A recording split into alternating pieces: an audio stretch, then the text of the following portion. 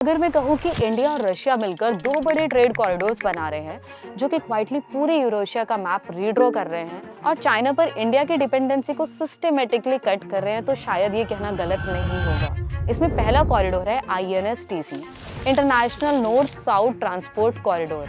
अब यहाँ से गुड्स मुंबई से निकलकर चाबहार पोर्ट से ईरान के थ्रू कैस्पियन सी क्रॉस करके सीधा रशिया और फिर रशिया से यूरोप तक पहुंचते हैं। ये पूरा रूट जो एग्जिस्टिंग स्वेज कैनाल है उससे 40% फास्टर और 30% चीपर प्रूव हुआ है ड्यूरिंग इट्स पायलट प्रोजेक्ट। और इस सिस्टम का सबसे क्रिटिकल हिस्सा पता है क्या है? ईरान के राष्ट्र अस्त्र रेलवे, जो कि एक 160 किलोमीटर का स्ट्रेच है। रशिया और ईरान ने इसका कंस्ट्रक्शन डील फाइनलाइज कर लिया क्योंकि ये लिंक ऑपरेशनल होते ही INSTC ग्लोबल ट्रेड में स्वेज कैनाल का डायरेक्ट कॉम्पिटिटर बन जाएगा, जिसका अभी कोई भी कंपटीशन नहीं है। अब इसी बीच इंडिया ने अपने चाबहार पोर्ट ऑपरेट करने के लिए पहले ही 10 ईयर लॉन्ग टर्म का एग्रीमेंट साइन कर लिया। इसका मतलब है कि वेस्टवर्ड डायरेक्शन में एक secure predictable Indian control gateway तैयार हो रहा है। अब दूसरी डायरेक्शन है ईस्ट। यहाँ एंटर होता है Chennai Vladivostok eastern maritime corridor, India से रशिया के फार ईस्ट तक एक डायरेक्ट सी रूट जो शिपिंग टाइम को सुनने में आया है कि लगभग 2 हफ्ते तक कम कर देगा।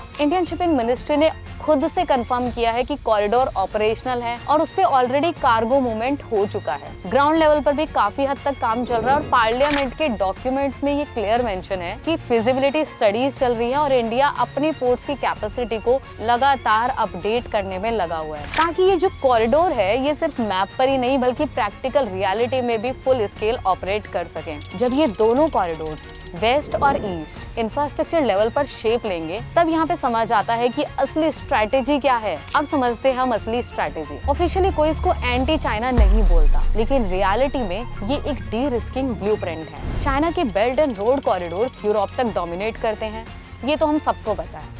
INSTC इंडिया को वेस्टर्न बाईपास देता है, वो भी चाइना के रूट्स को कम्प्लीटली अवॉइड करते हुए। और सबसे मेन बात यह है कि पैसिफिक रीजन में जहां चाइना डोमिनेट करता है, चेन्नई व्लादिवोस्तोक कॉरिडोर इंडिया को एक सीधा रास्ता देगा रशिया के फार ईस्ट के रिसोर्सेज तक, आर्टिक के फ्यूचर ट्रेड रूट्स तक और एशिया पैसिफिक मार्केट में चाइना को बाईपास करने का मौका। 2 कॉरिडोर्स, 2 डायरेक्शंस और एक क्लियर जियोपॉलिटिकल सिग्नल। इंडिया अपने ऑप्शंस ढूंढ रहा है, रशिया नए मार्केट्स ढूंढ रहा है और चाइना अपनी मोनोपोली को धीरे धीरे लूज कर रहा है।